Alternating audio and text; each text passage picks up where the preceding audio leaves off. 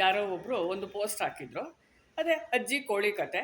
ಅಜ್ಜಿ ಒಂದು ಕೋಳಿ ಸಾಕಿರುತ್ತೆ. ದಿನಾ ಬೆಳಗಾಗಿದ್ದು ಆ ಕೋಳಿ ಕೊಕ್ಕೋ ಅಂದಮೇಲೆ ಊರವರೆಲ್ಲ ಎದ್ದು ಅವ್ರು ಕೆಲಸ ಮಾಡ್ಕೋತಾ ಇದ್ರು. ಆ ಮುದುಕಿಗೆ ಅನ್ನಿಸ್ತು, ನನ್ನ ಕೋಳಿ ಕೂಗದೆ ಇದ್ರೆ ಈ ಊರಲ್ಲಿ ಬೆಳಗಾಗಲ್ಲ ಅಂತ. ಒಂದು ರಾತ್ರಿ ಕೋಳಿನ ಕರ್ಕೊಂಡು ಬೇರೆ ಊರಿಗೆ ಹೊಟ್ಟೋಗುತ್ತೆ. ಆಮೇಲೆ ಸ್ವಲ್ಪ ದಿವಸ ಬಿಟ್ಟು ಬಂದು ನೋಡುತ್ತೆ, ಈ ಊರಲ್ಲಿ ಬೆಳಕಾಯ್ತಾ? ಹ್ಞೂ ಆಯಿತು. ಸೂರ್ಯ ಬರ್ತಾ ಇದ್ದಾನೆ? ಹಾಂ ಬರ್ತಾ ಇದ್ದಾನೆ. ಆವಾಗ ಅಜ್ಜಿಗೆ ಗೊತ್ತಾಯ್ತಂತೆ, ನನ್ನ ಕೋಳಿ ಕೂಗ್ಲಿ ಬಿಡಲಿ, ಈ ಊರಲ್ಲಿ ಬೆಳಗಾಗತ್ತೆ ಅಂತ. ಅಂದರೆ ಅವ್ರು ಹೇಳಿದ್ದು, ಬೇರೆ ಊರವರು ಹೋಗಬೇಕಾದ್ರು ವಾಪಸ್ ಹೋಗಿ, ನಿಮ್ಮಿಂದ ನಾವೇನು ಜೀವನ ಮಾಡ್ತಾ ಇಲ್ಲ, ನಿಮ್ಮನ್ನು ನಂಬ್ಕೊಂಡು ನಾವೇನು ಜೀವನ ಮಾಡ್ತಾ ಇಲ್ಲ, ನಾವು ಹೆಂಗೋ ಜೀವನ ಮಾಡ್ತೀವಿ, ತಾವು ದಯವಿಟ್ಟು ಹೋಗಿ ಅನ್ನೋ ಅರ್ಥದೆಲ್ಲ ಪೋಸ್ಟ್ ಹಾಕಿದ್ರು. ಅದಕ್ಕೆ ಇನ್ಯಾರೋ ಒಬ್ಬರು ನಾನು ಹಿಂಗೆ ಇನ್ನೊಂದು ಕತೆ ಹೇಳ್ತೀನಿ ಅಂದ್ಬಿಟ್ಟು ಪಂಚತಂತ್ರದ ಒಂದು ಕತೆ ಹಾಕಿದ್ರು.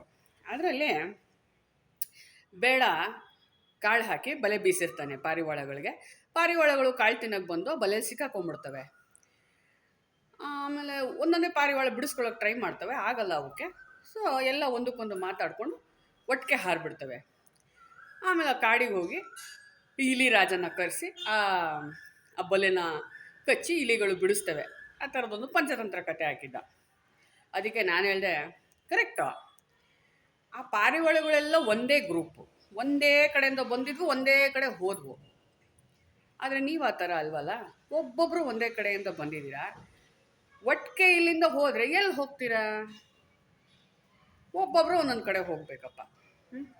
ಕತೆ ಹೇಳಿದ್ರು ಕರೆಕ್ಟಾಗಿ ಹೇಳಬೇಕು, ಒಪ್ಪೋ ಅಂತ ಕತೆ ಹೇಳಬೇಕು. ಆವಾಗ ಆ ಕತೆನ ನಂಬೋದು. ಅಜ್ಜಿ ಕೋಳಿ ಎತ್ಕೊಂಡು ಹೋದರೆ ಖಂಡಿತ ಇಲ್ಲಿ ಬೆಳಗಾಗತ್ತೆ. ಆದರೆ ಈ ಪಾರಿವಾಳಗಳು ಈ ಬಲೆನ ಎತ್ಕೊಂಡು ಒಟ್ಟಿಗೆ ಹಾರೋಕ್ಕೆ ಸಾಧ್ಯನೇ ಇಲ್ಲ. ಏನಂತೀರಾ?